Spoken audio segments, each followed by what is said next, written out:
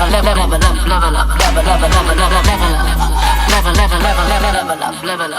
up. Let's get started. Let's do it. Yeah.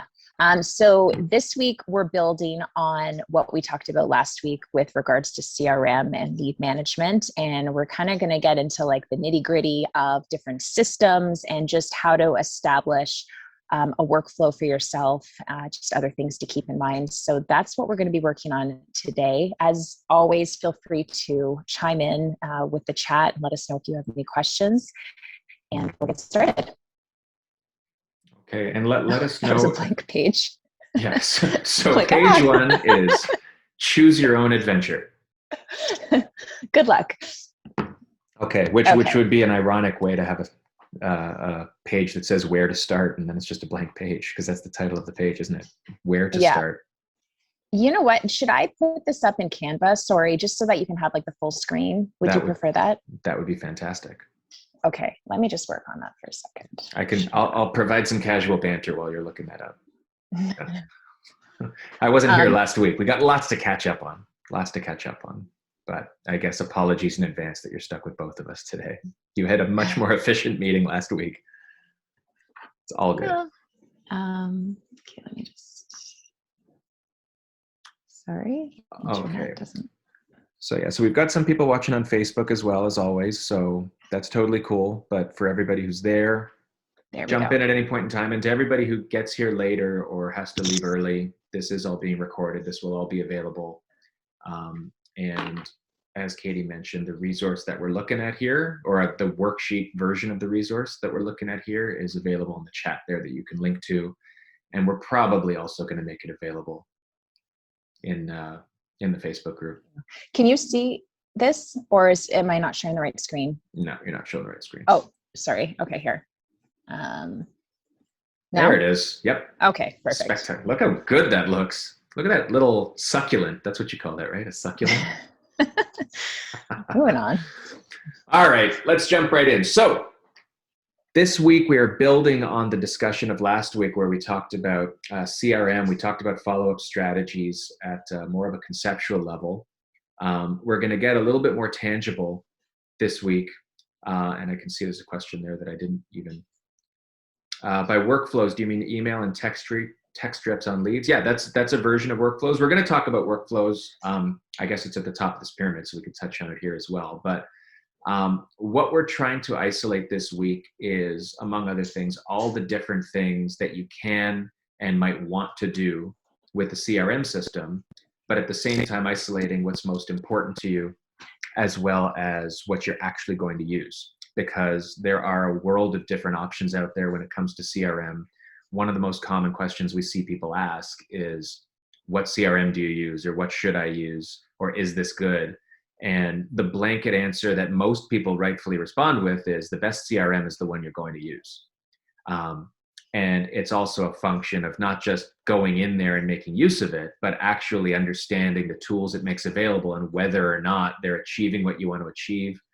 And also if there's just overkill in there that you're paying for no reason.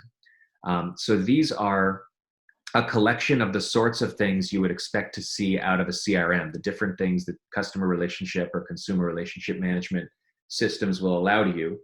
Workflows would be basically the ability to take a contact and pass them through a set of things or a schedule that would be expected of them over the life cycle of them being a part of your I was going to say network, but I guess a part of your database. Within that, to Richard's point, it might be things like drip campaigns, it might be things like text messages, but it really is even down to the actual tasks and reminders that you might need to automate to yourself as part of that person's life cycle. Now, the task automation is very specifically the automated portion of things. For example, somebody signs up through a certain platform as a certain type of person, and it automates an action to them using your CRM, like sending them a PDF or something like that. Bulk emails is pretty self-explanatory. You've got a large database. You want ways to communicate with them at mass. Sometimes it's not always one-off calls and emails, and sometimes you need to consolidate your efforts but at the same time, potentially be able to personalize it or segment it into buckets. Follow-up system. This is scheduling out and determining a timeline tied to the people and the contacts in your database. One thing that you touched on last week, which I was listening to, and I forgot also how we called them leads, and Nadia had used a different word. I don't know if you mentioned it in the thing, but I realized what it was. It's connections. Connections was the word. Did you talk about that last week? You did point it out. I pointed it out, but I forgot what she referred them as opposed to the leads. So I like connections a lot better. Yeah, I had forgotten it too. I asked Nadia because I forgot. Oh, she knew. There she you knew. Go. Go to the source. That's right. And then the contact information at its base. Like it's a pyramid because this is really taking, I guess, from the bottom up, where you start with the base information and you work your way up to all the different things you can and will do with the information that you got from your database. Right. Okay, so in terms of considerations for your CRM, there's some things as you're doing some research, what you should consider based on what it is that you're looking for in a CRM. And as Daniel said, and as we always say, it's always unique to you and your own business and what you're trying to achieve ultimately. So going back to that annual plan and figuring out how you're showing up for the particular clients you're looking to attract is a really important thing to keep in mind as you go through this exercise, because it can be easy to go off on a different tangent when you're trying to figure out what CRM and what the capabilities are. And it might not actually be capabilities you need at this point. So some different points to consider, your connection, obviously, to the prospecting strategy. So what sorts of prospecting activities do you plan to do frequently? If you're looking to work with online leads, there are quite a few really good CRMs with like a built-in website, which we'll go through shortly. But that's something that will really help you versus a really basic CRM where you're having to do a lot of manual input, which really will waste a lot of your time. Cost is another big one, and that's something you'll see with those CRMs that we compare shortly, how different the cost can be and how overwhelming that might feel to some people. Some people don't necessarily, especially when they're first getting into the industry, they don't want to be spending hundreds of dollars a month on like an integrated CRM website type thing. They'd rather something more basic that they could just use and build upon as they build their career. And again, that goes back into your annual budget. So going back to that and making sure that you've got the budget for the particular CRM you're looking to use.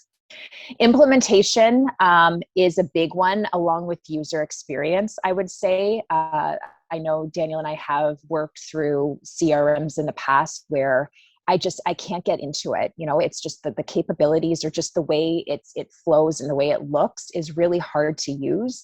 And that's a big part. If you're not enjoying using it, you're not going to be, we always say you want to like be in your CRM daily. And if you don't enjoy the actual application, it's going to be really hard for you to stay there and really work within it. And then the features is obviously probably the most important part of this.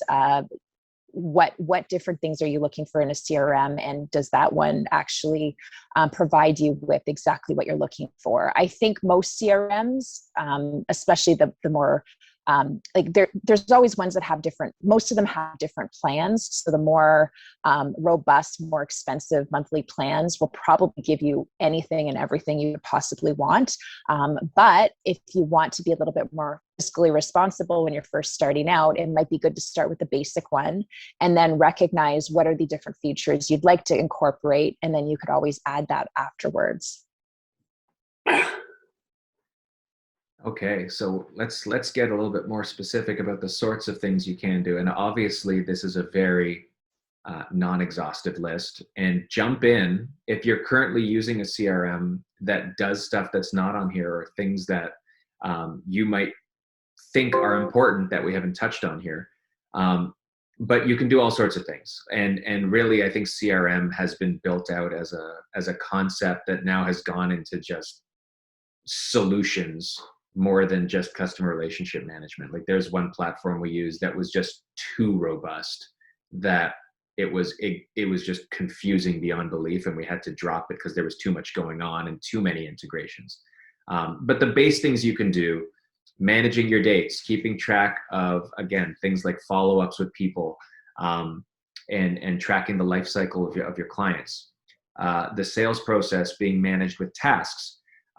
So for example, which we're going to talk about later, if you get a new buyer lead, for example, or a new buyer connection, what are the standard set out things that you need to know to do, and when do you need to do them? And do you require reminders? Do you require automation to do that sort of thing? Keeping everything in one place is very important from a database perspective, because a lot of us are pulling in contacts from a lot of different sources. It might be coming through social media, you might be door knocking, you might be working phones, you might be attending networking events. And this goes back to our first few sessions, where in a lot of ways it'll depend on the type of agent you are and what it is that you enjoy doing. But regardless, you're going to bring in names from different places. Yet once you have them, they need to get into a plan and into a system that allows you to organize them together rather than apart from one another. The nice thing is you can still bucket them within a CRM to keep alive the source from where they came from. So it doesn't just put everything in the gray area. It keeps things organized, but in one place, which also speaks to sorting by type. Buyers, sellers, you can get more granular than that. Within buyers, do you cut that down to first-time buyers? Do you cut it down to investors? Things like that. Keeping track of how many times you've connected with people, how many times you've contacted them. There's a lot of CRMs that are good at not just telling you to do things, but also keeping a record of all the things that you've said, when you've said them. In some cases, they're tied to your phone line, where you'll actually know how long you spoke to people. You'll know if they opened your emails, things like that. Obviously, this maintains consistent follow-up with people. It needs to tie into your prospecting strategy. And this is something that maybe the CRMs themselves will not speak to, but this again is going to come down to your ability to choose not just the CRM that has the features you like, but those that really map into how you've planned to run your business. Because everything needs to be part of the same strategy. The CRM especially cannot live independent of what your strategy is. Workflows for different groups. We talked about email templates. So some of them are going to bring the creative element of things in. They're going to standardize. They're going to standardize the things that you're going to say and to who, where sometimes you can just put in these tags that will assign names and addresses and things like that to standardized templates, which also allows you to remain on brand in a more consistent way if there's a look and feel that you're going for and a tone. Lead scoring is something that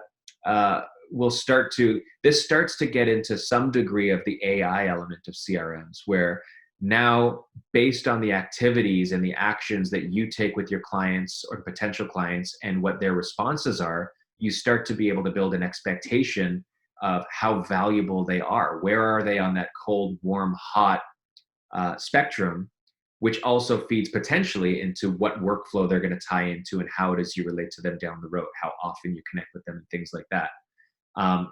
Integration is the last thing here. CRMs now, the way technology goes, and don't even get me started on what's happening with the future of Facebook or Meta, but technology lets you do a lot of things, and everything can and does talk to everything else if you want it to. So if you're using other tools that you're really comfortable with, whether it's Google, whether it's a mailing program, whether it's your transaction software, whether it's your website, whatever, there is a way and a solution that you can integrate a CRM directly with that and make it do what you want to do.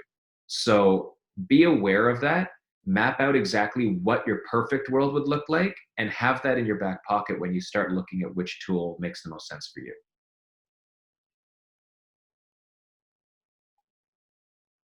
Okay, so let's get into some practical application for your CRM. Let's do that. So number one, we want to, I guess, as Daniel was saying, like group your leads in different ways. And we're going from like the top to the bottom in a very deliberate way, because we want, especially for people that haven't done this yet, maybe they have a CRM and they just haven't put the time into classifying things a little bit more specifically, or maybe you're just starting a CRM. And so you don't want to get into like a lot of complicated ways of segmenting your contacts, because it can be, or your, your connections. Connections. Thank you. Why can't I remember that word? Sorry, and Beverly had mentioned in the chat as well, one CRM system that we're not going to touch upon, but Kitspak, Kitspak, is one that she said is very inexpensive and a very good CRM. So another one to maybe write down if you're looking for different options. So thanks for that. Okay, so number one, we want to start with your lead source. So where are you getting this lead from? Could it be from a referral? Could it be from realtor.ca? Is it from your website? So many different ways that you can get the lead in. And the reason why this is so important, it's not necessarily to connect or to use it as like a connection with your contact, but it's more to really understand where the business is coming from and evaluate that in a year's time and figure out, okay, where is a lot of my business coming from? Should I leverage this? Should I put more effort and marketing into a certain part of my business? Because that's where I seem to be getting a lot of my leads. So that's something just to kind of have. And so you can review that down the line. The lead type is obviously something that's very important when you're talking about managing your connections, but different types of leads can be buyer, seller, landlord, tenant, family friend, past work colleague. There's a lot of different ways, but again, I would start out with the basic categories. And then if you feel like down the road, there's other types that you can add, then do that. But don't waste too much time trying to figure out all of the different lead types, because you're just going to end up with a large grouping of different things. And it might be hard then to determine, okay, where am I going to place this lead? Because they're buyer, but they're also this or that. So you want to make sure that it's more general, I would say. And then, of course, the temperature of that connection. And this is what we talked about last week in terms of how often you're following up with those people. Are they hot? Are you currently working with them right now? Do you have a listing that you're trying to sell? Or is it a seller that you're currently have a listing, an active listing with? Is it a warm lead? Somebody reached out to you through realtor.ca and is starting to think about starting up their search. Or is it a cold lead? Maybe it's a Facebook connection or a past colleague that you worked with in the past. No intention of buying or selling right now, but you do want to keep that relationship going and have them in your CRM. So those are the two ways that I would segment your connections at the very start. And then what you could get down the line is to tag them and to create groups for these individuals. And this is where you can really automate things potentially. So if you're talking about, your group of condo buyers or your group of condo sellers, maybe you see a report that comes out in the news, like it's a news article about condos in general, downtown condos, and it's something you think might be useful for that group of individuals in your CRM, then that's something that you could just search by tag or group, see all the condo owners and send them that information. And so you're adding an additional method of touch with them, and you're doing it in a very efficient way because you're just basically sending it out to the entire group. And of course, there's ways to personalize an email so that their name is in there, but it just allows you to be more efficient while at the same time keeping contact with them a lot more.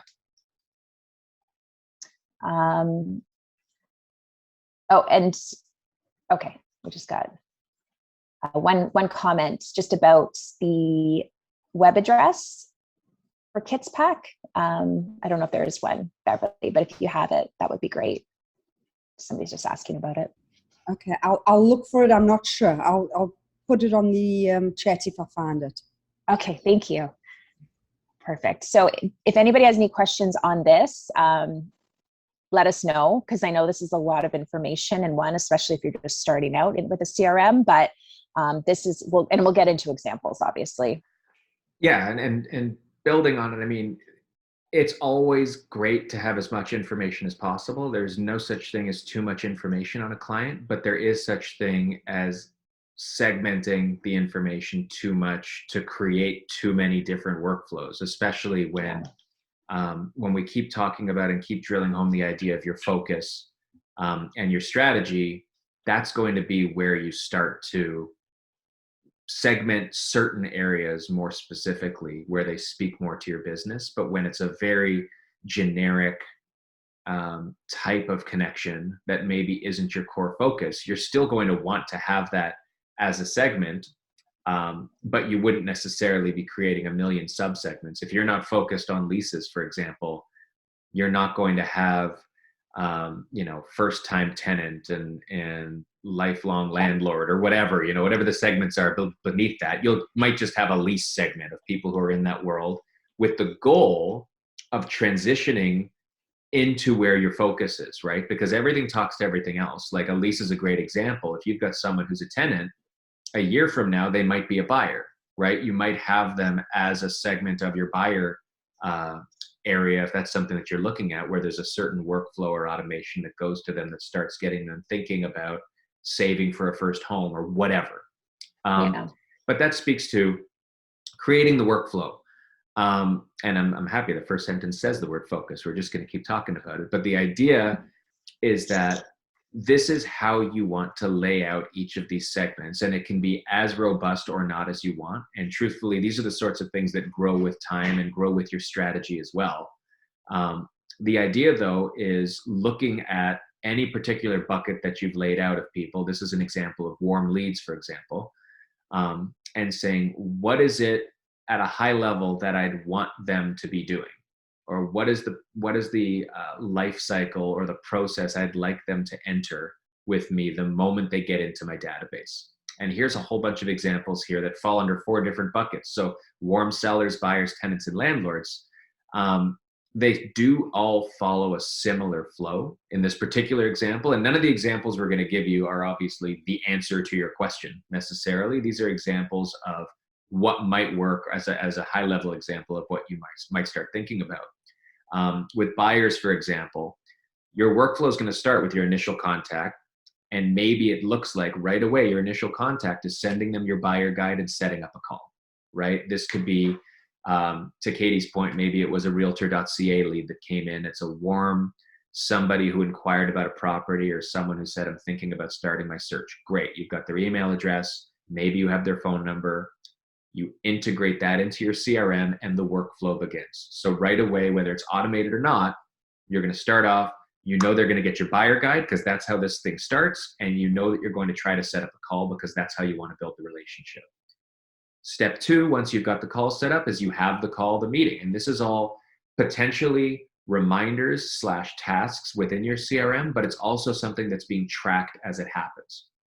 Right? So when it happens, this might be something that's supplemented with notes from the meeting that live within this person's name. This might result in the creation, to what Katie was talking about, of tags and additional buckets where now you're learning more about this client and you realize they're a first-time home buyer, or you realize they're an investor, or they're looking for a specific type of something.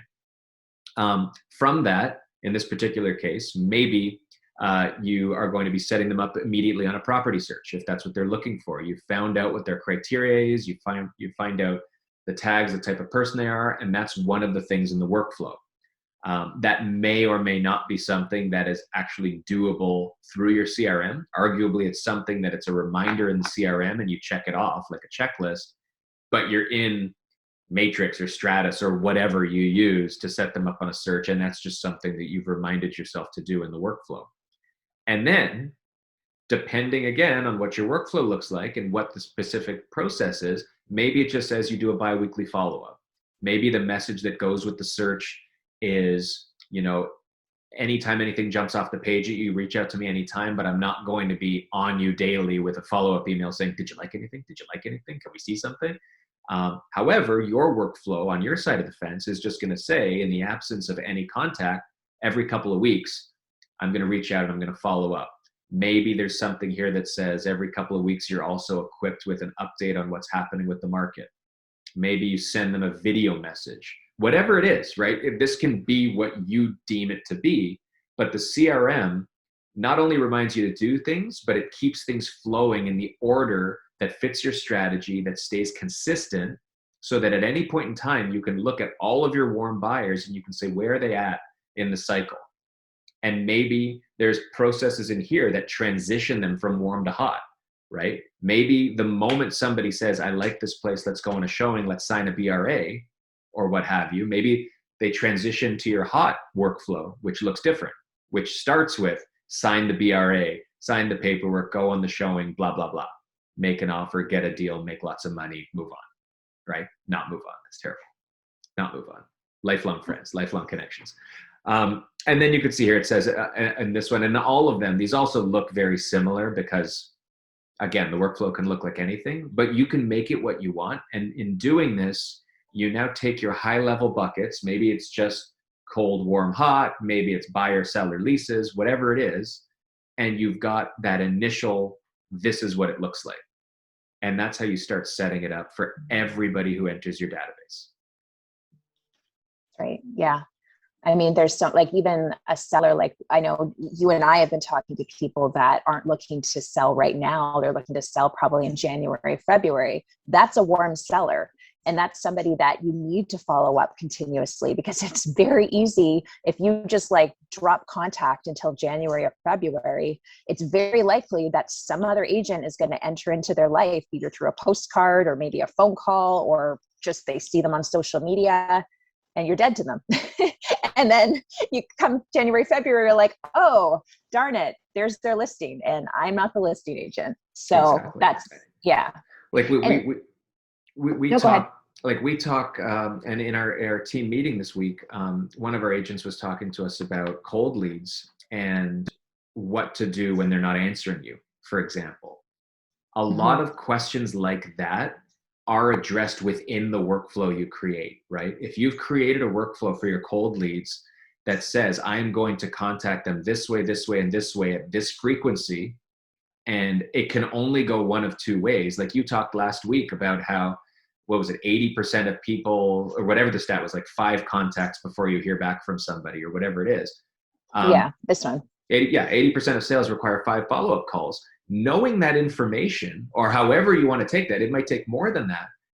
If your strategy is, I'm going to keep on them until I either get a shift to the warm lead or a complete never call me again, stop harassing me, I can't stand you, right? If those are the only 2 end games, your workflow has to reflect that, where you're going to keep contacting and it's going to end one way or the other, right? And you don't need to be angry if it goes the wrong way. You just have the resolve to know that you'll just keep going with the rest of your cold leads. And now you can be confident you work that one to a conclusion, good or bad. And if you're the kind of agent who starts primarily with cold leads, like let's say you're a prospector and that's the type of agent you are, and your database is full of names and phone numbers or names and email addresses with not much more information attached to them, you're going to want to have a workflow that deals with them, that doesn't just end with one email and if I don't hear back, I'm done, right? So use it for whatever it is you're doing, but be real about how you want it to look. And the moment you're able to set it and forget it, which is a Ronco food dehydrator reference there, for those of you who used to watch that infomercial back in the 80s, set it and forget it. That totally took me off track. I should have made a food dehydrator reference. Never mind. The moment you put it in there as a workflow, it's something that's set in stone that you're able to refer to and follow, and you're able to track everybody with so much more clarity that you're not wondering where you're at, and you're not remembering, oh crap, like you said, I was supposed to call this person and I never did, and they got away from me. Yeah, exactly. And that's the thing, like it just gets away from you. Like you can tell yourself you're going to remember, and 9 times out of 10 you don't, especially with the amount of people that we come in contact with on a daily basis. I just put up in the chat last week's PDF in case people are joining us that didn't have a chance to go through it. If you have it, this is just kind of like one of the pages that we did go through. So that follow-up frequency for each type of lead, like you're basically taking what you worked on last week and putting it into your workflow for this week. So it's not like you are doing more work, but like that's used to help you and to support you through this next stage. So it's not feeling so overwhelming. So don't just forget about what you worked on last week. Make sure you're implementing it for this week as well. Okay, so going back So the next few pages that we put up are just creating your own workflows. So this is just, if this is helpful for you, if you want to print this out and start building on it yourself, or just take a blank piece of paper and do it yourself. But this just kind of gives you a framework for starting things up. Yeah. If that's helpful at all. And Richard just brought up a very good point, which I'm not sure if we touch on it. So I'm just going to point it out now, which is these workflows are only as good as your ability to implement them, right? True. So yeah, we talk about use the CRM that you're going to use, but it also is on you to, he's talking about time blocking, which is so important. It's important if you know that your workflow has you following up with, today's list of cold leads that are in there or whatever it is every day, you need to have that hour put aside every day at 10 a.m. that is your follow-up time, or that is your live in my CRM for 10 to 12 every morning. Because without that discipline, the workflows are there, and even automation will, by definition, automate things for you. But the human element of what you bring to the table is what's going to hit the home run here. The CRM is just there as the tool that allows you to make this a lot more easy and organized for yourself. Absolutely. No, that's such a good point, because if you see here through the workflow, the sample workflow we created here, all of this stuff is pretty much all personalized. Like there's no automation here, and you could build that in, but this is just reminding you to do stuff at a certain point so you're staying organized. Okay, so the fun stuff. We're going to review some of the common CRM options that we've become familiar with, but Beverly did mention Kits Keep in Touch. That's David Greenspan, I think, has that company, and he's local, and I hear really good things about what he's doing, so that's a good option. But here are some other ones that you can look at. Lion Desk. I'm not going to read through everything. We've got some like the prices and the features that each of them do have. But these are basically the standalone CRM. So there's no real website, like a website doesn't come with these ones. Obviously you could integrate a website and have those leads flow into the CRM, but we'll get into that in the next chat. But Lion Desk, FollowUp Boss, Top Producer, Contactually, Exact. A few of our agents use Exact and really, really like it. It's a great real estate CRM and very reasonably priced as well. Copper was the one I talked about last week.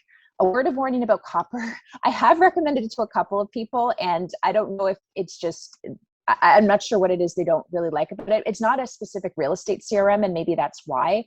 But the people I've recommended it to haven't liked it. So maybe just give that one some extra thought if you do want to look into it. The reason why I love it, it's an extension to my Google. So it's completely integrated. It makes it easier for me to add people in. But I'm sure there's all these other ones probably do something similar anyway. And okay, we'll another, go to another good point from Richard right now. Richard, you're coming in with the nuggets of knowledge here. I love it, which is the value of asking people how they want to be contacted. Because you might have an automation set up that everybody's getting an email or everybody's getting a whatever, but if part of your workflow is establishing that first and then setting them on a path that feeds that type of contact, he's right. I mean, I'm not reading it, but I think he said something to the effect of you'll be their hero or they'll love you for it. And it's true. Personalization is one of the benefits of the CRM, but you can only personalize it if you ask enough questions to determine what people want, right? You can definitely ensure your message gets across the way you want it, but if you're able to customize it to your audience in a way that they're comfortable, it's that much more effective. And so these are more of the real estate / website related CRM platforms. Most, if not all of these might be the ones you're familiar with in the industry. Agent Locator is a very popular IDX website. IDX being it pulls in the feed of listings and basically creates your website as an extension of realtor.ca effectively, where people can search in that particular case, and in Incom's case, I believe Real Geeks as well, but definitely the top two. their mechanism is leveraging the search to build in the connections and the leads through the website. So somebody wants to search for a home. After a couple of properties, something will pop up saying, hey, do you want to keep searching? Give us your email address, or would you like to be set up on a search, or whatever the tagline is. But in doing that, it automates that contact info into their backend CRM. Some people use additional CRM platforms alongside these because maybe there's features they prefer, but these are built to be one-stop shops where you're getting the names, you're getting the contacts, it's in a CRM, and then the automation is part of that as well. With any of these, especially the real estate focused ones, you can have them built as specific as having pre-done content that's real estate related, filled out and sent on your behalf on a regular interval. Almost all of these come with their own pre-done templates. If and when you're confident and set with your strategy, my recommendation would be to take the time to build your own content for obvious reasons. You don't want to be relying on the stuff everybody else is doing because you're going to look like everybody else, right? Like these are popular because they do generate names, but again, agent locator, income, all of these, just getting names isn't going to get you business, right? Like names that come in from this, to me, they're lukewarm. Like they're warm because someone went to the trouble of giving an email address via a real estate platform. So there's some degree of interest, but they don't know who you are. There's no reason for them to go any further. And if what they receive from you is purely and clearly generic, not your brand content, it's not going to serve you well. So just be aware that you can use all of these to generate your own content, and you should. And you can use what they have automated to inspire you with ideas. You don't need to say, well, crap, I can't come up with a weekly article or email, or how do I want to do this? But that might not be your forte either. That might not be what you want to send out there. So the value is figuring out what you want to do, finding the platform that will allow you to do that the best, and then circling back. In one of the earlier slides, you might see that there's features you didn't know you wanted or could use, but they fit really well with your strategy. You can adjust and enhance what you're doing once you're with the platform and you see what it's capable of. Or as your business grows or your strategy evolves, you don't need to keep a workflow the same all the time. You just need to be aware of what you're doing and what it's serving when you're doing it, not just do it because it's what everybody else is doing. Yeah, exactly. You and I tried Agent Locator, and I definitely really liked their platform and their customer service was excellent. But for us, where we're nurturing our repeat referral business, like why have another website? And a lot of these promote having an unbranded website because that's where people start coming in and feel more comfortable providing their information, which is kind of funny, but it's true. They're less likely to provide information on a branded site that they know where the information is going. So again, it goes back to your plan. And this is something like we tried it out. We, I guess, understood the platform, which was a good thing, but we did waste a lot of time and money in implementing something that ultimately didn't come back to our goals. So review that annual plan every business decision you make, and make sure it connects back to that. Because if you're not doing that, you're just going to go down roads that don't have the connection, and you're just going to feel like you're really all over the place. And challenge this. Like I want to say all of these companies have real salespeople who know their platforms front and back, and they've got all the answers to all the objections, but challenge them with what your strategy is and ask them to explain to you how a particular platform will fit it. Because I can tell you one thing we learned, which for whatever reason we didn't realize before starting to look at all these, is if your goal is seller leads, if you're looking for listings, you don't get listings from a website.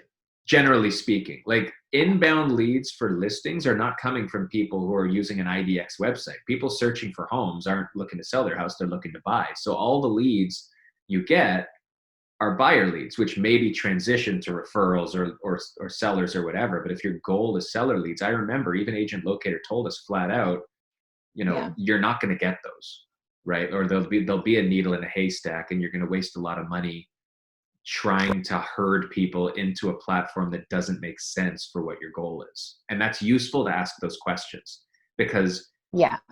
they obviously want as many clients as they can have, but their success is built on the success of the people using their platforms as well, right? And there's a reason a lot of the stories you see are centered around the same sort of platforms. It's because people are having success around them. That being said, I think, was it Bev that also said, like, she's used Agent Locator, and I don't want to single them out because they are really good, but you are going to get cold, lukewarmish leads from anywhere where you're just relying on people to click somewhere and find you. You didn't nurture or find that relationship, right? Whether it's an income site, it could be what's that really expensive one? I don't remember. There's like some of these boutique designer IDX sites that you can pay 10 grand for. You're still going to get cold leads, right? Yeah. You're going to get. And what's important to recognize, it's the spend you're putting in your ads behind bringing people to your website. Just having a website out there is not going to get, even with an IDX search, is not going to get you leads until you start spending the monthly costs into Google and Facebook ads. And that is on top of running the website. So for example, I'm going to not single out Agent Locator anymore. Let's say Boomtown, for example, because they're super expensive. But 1,000 to 1,500 a month, and then an additional required spend of 250 for like that lower package. So if you go to the lower package, spend 1,000 a month on the website, then you're having to spend an extra $250 to bring people to your site in order to get the leads. So it's a big investment, and if colder leads and dealing with people that you don't necessarily know are more in your wheelhouse, and it is like, I mean, I know a lot of people out there that do this really well. They spend a lot, but they get a lot of leads coming in. And as long as they've got that process down to a science, where it's just like filtering through people and just identifying the people that seem to be more serious, then people do really well with this type of system. But it's not for everyone. And I think it's important to recognize that, because when you go on a real estate forum and you ask, what's the best CRM? What's the best website out there? You're going to have a lot of people that are upping the one that they're using, because they don't want to make it seem like they're not using a good one. First of all, and second of all, like, I feel like it's like a mass like thing where people are just like, oh yeah, Agent Locator's the best. You need to use them, or Boomtown's the best. Like you don't want to go anywhere else. Well, it depends on what you're looking for in your business. They might have a completely different objectives than you do. So really going back to the plan and figuring it out is what's important. Absolutely. It's all about what your strategy is, what type of an agent you are. Like, this is all, the goal of this whole OTB 100 is not to have these as isolated sessions, right? Everything is flowing for a reason. If you've identified you're not a converter, going back to that first, like, converters are the people who just want to have a bunch of warmish leads thrown at them, and they will just churn out calls and emails all day. And to Nancy's point on the Facebook group, she said about 1 in 100 leads, or 1 in 100 contacts might become a lead or a good client or something like that. And that sounds about right. That's actually a pretty good percentage if you're working at it. Like, if your time blocking is 2 hours every day of churning out this, and that's what you do, if you get 1 out of 100, that might mean you get 2 new clients every week or 3 new clients every week, which is pretty good and lucrative for most people, right? But also, to Tara's point, talking about how sometimes, and we're the same, our brokerage used to be an IDX site, and it used to be all built on bringing people in and searching, because that's what we saw out there. That's what people do. You're not a real estate site if people can't search on your site, right? Because that's what legitimizes you. But that's not what our focus is. Our focus is our brand. Our focus is the experience people have with us. And to your point, if the experience is they want to search for a place, there are sites that exist that do that people are groomed to go to. We were never going to be at the top of the Google search, nor was it our focus for people looking to buy a home and searching for one, right? But if when they find a home, they're starting to think to themselves, okay, who do I want to go to, or what sort of a person do I want to deal with? Because we're repeat and referral, and because we're upholding a brand standard and a reputation, that's what we want to reinforce when someone visits our website, not the ability to search for homes they could find somewhere else. So that's really key know what your goal is, know what your strategy is, know what kind of an agent you want to be, and leverage that with the tools you put in place, not just the strategy you have. Yeah. And Richard brings up a good point as well. And something that we missed is that bringing in those buyer leads, a lot of them need to sell a house as well. So technically they could be seller leads in a way. And the way I think Richard probably runs his business is the way he goes through his leads and all that. He does a really good job of identifying those individuals and obviously classifying them as somebody that obviously you want to keep in touch with and keep following up with, because that's where you're going to get those listings. So, all right. So next thing, a little bit of homework for you guys is basically figuring out what are the most important things for you at this point, and just identifying those will allow you to narrow down the options and figure out what makes the most sense for you. So cost effectiveness, keep track of dates, simplicity with the setup, and a clean interface. I think that's really important for a lot of people, especially when they're first starting out. The email and open and click tracking, that could also be really useful, because a lot of times you send out emails and some people will never ever open them. And so that's a way to really determine if a lead is, a good lead or somebody that's just a waste of time. Like obviously you want to keep following up with people that aren't opening up their emails, but you want to prioritize the follow-up with the people that are actually clicking on your content and reading it. Manage the sales process with automated tasks, creating the workflows and building email templates. If that's an area you want to focus on from like an email perspective, sending out the marketing that way, that's another thing to consider. And then additional features. Obviously, this is just like the basics. So if there's anything else that you can think of that's important for you in a CRM, make sure you write those down so that when you go do your search, which is the next step, you'll know what you need to do. And just to build on that last one, although you don't have to go back to that, but you can. I will. Okay. There you go. This is almost the same idea as when we started talking about things where you don't just want to necessarily check off necessary on everything, right? Although CRM's a bit different because you can find platforms that will do everything for you, but it's really important to isolate what is most important to what you need.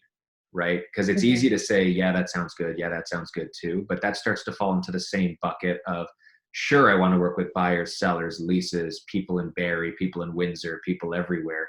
But even with your CRM platform, the more that it's focused on what is most important to what you're trying to do, the better you'll be able to isolate the right one. And I talked before about a platform we tested, and I'll call it out by name because it's not really a real estate one and they're not even based in Canada, so they ain't mad at me. But it was Zoho. If anybody's heard of Zoho, Zoho, it's kind of like the Google of CRM. Like it has so many different sub applications and things that it was so too much. It could have done everything. Like it could have woken me up in the morning, tied my shoes, poured me an orange juice, and called my clients. And that sounds good, but it was so much and so complicated. And like with every other system, the more you've got in front of you, the more you're going to have to do to make it effective, right? Like even though things automate, these features still rely your personal touch to make them successful, right? So be aware of that when you like a lot of features. And maybe part of this will tie into the idea of how you run your CRM as well. Like, do you have a virtual assistant that works with you?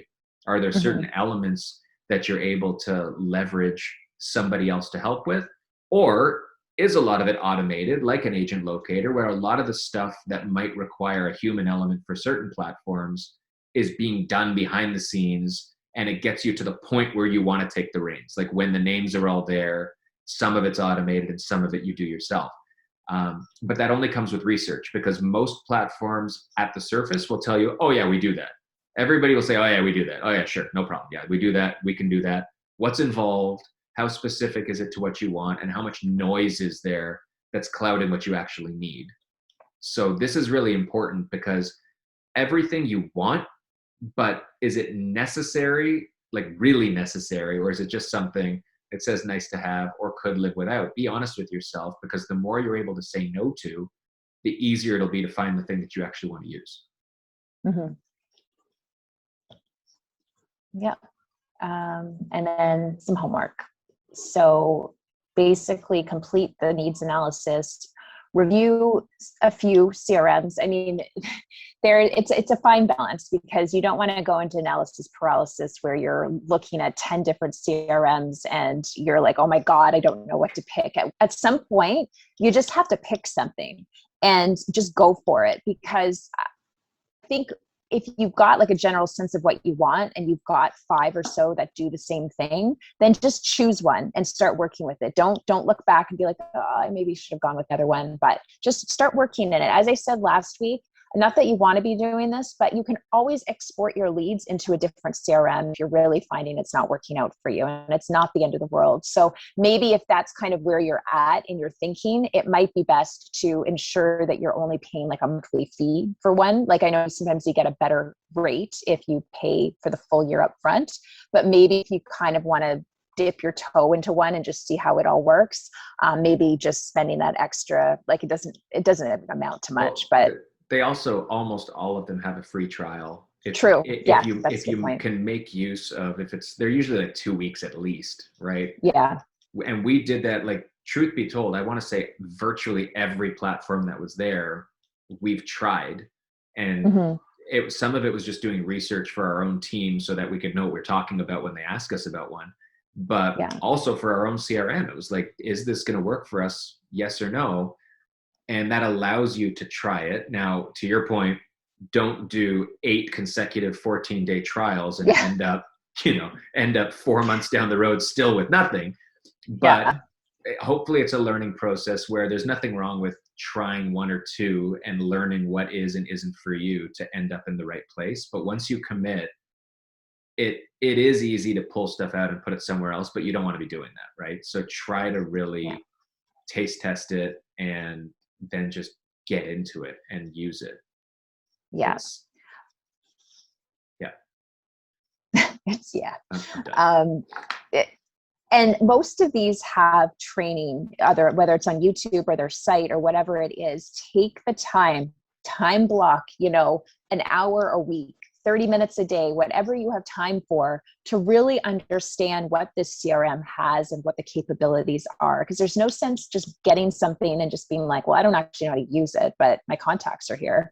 So there's so many different things that you can do, and work your way up. Again, like, start with the basics and work your way up. And for those people that have a CRM that they're using that they're liking and they don't have any intention of switching to another one, take that next step to become more of an expert within that CRM. I'm sure there's advanced courses within the CRM that you're using to know and understand how to really make use of it, and take the stuff that you did last week and make sure you're starting to really refine how you're defining your connections and the follow-up strategy, and just really building into place a solid foundation for your communication so that next year you're not going to let anybody slip through the cracks. Yeah, and I'm going to throw into this, and we've both done this recently. You can't have an attitude of, the people I haven't spoken to in a long time are now kind of just cold and disappeared, or those don't matter as much as the new ones who are entering my database.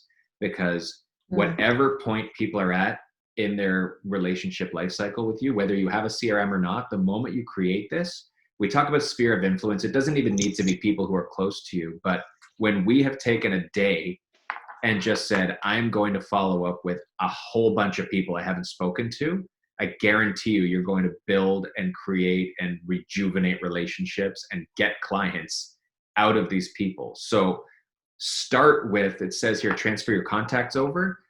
That doesn't just mean start people at the beginning of a workflow, right? Unless you have a workflow for the people you haven't spoken to in 6 months or a year and that you want to start a new process with. Because those are the conversations that are the most valuable, is all those people you already know.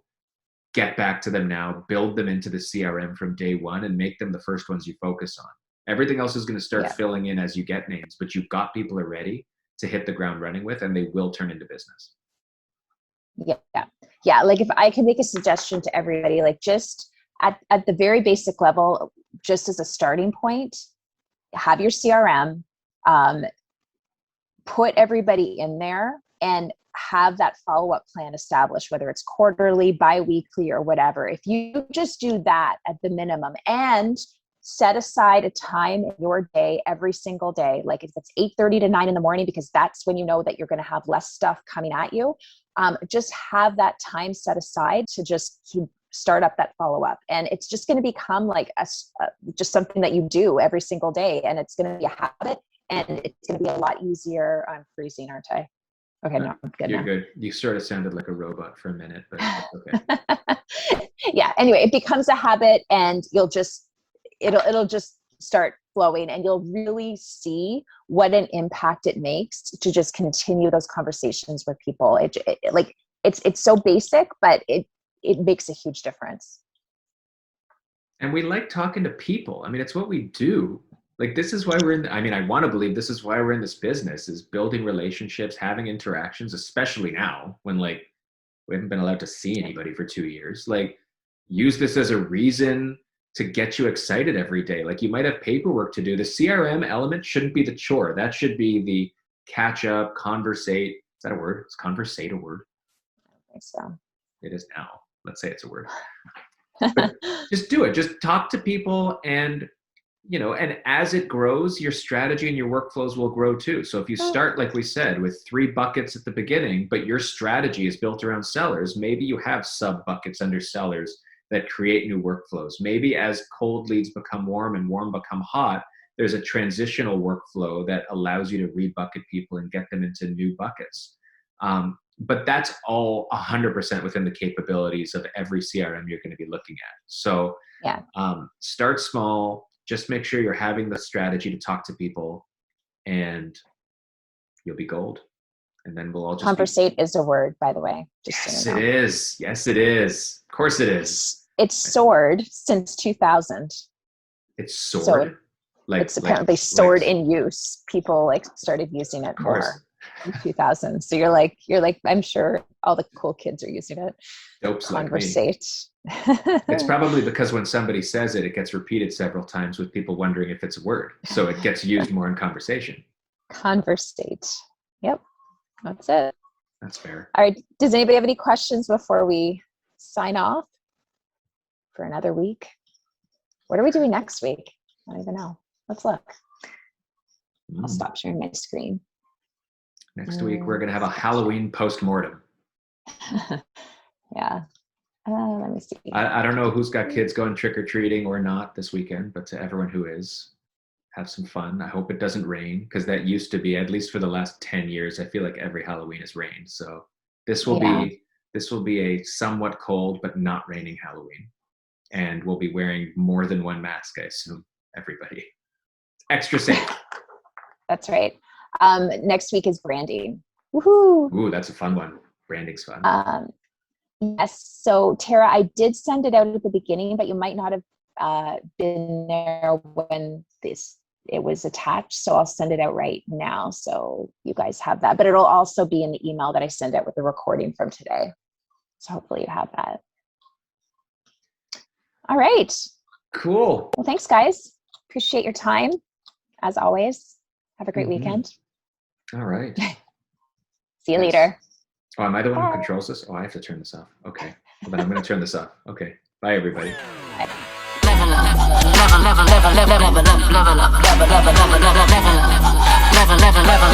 up, level up, level up.